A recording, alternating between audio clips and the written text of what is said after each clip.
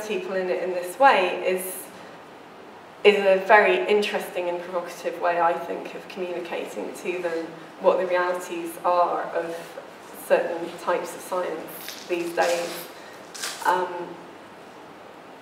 So that's one example. That's art and science as communication.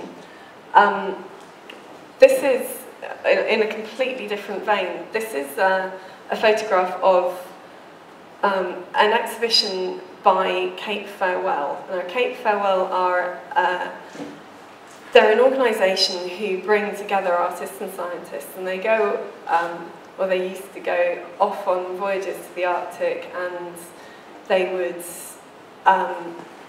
you know, they take scientists on board, they take artists on board. Everybody would go and explore this fantastic, rapidly changing environment, and look at, you know, how it's changing, why is it changing, look at all of the science behind it, and be moved emotionally by being immersed in it. And then they'd come back and the scientists would write things up and the artists would write things up, and sometimes the scientists would write up artistic things, and, you know,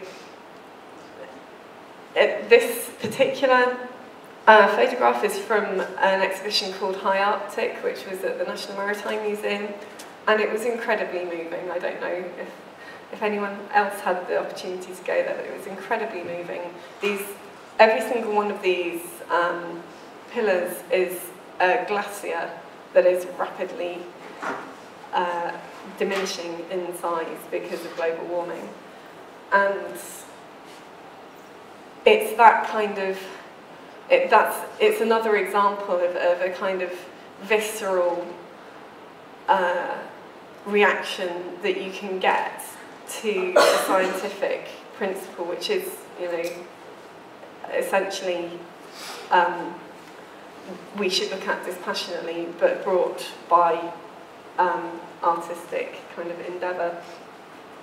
So there are other ways that these art-science collaborations can move towards sort of helping us understand either the world or science or whatever. So this is a Symbiotica project, and I think you spoke so eloquently about sort of tissue cultures and this kind of bioart that I don't need to say very much, but just to sort of re-emphasise, this is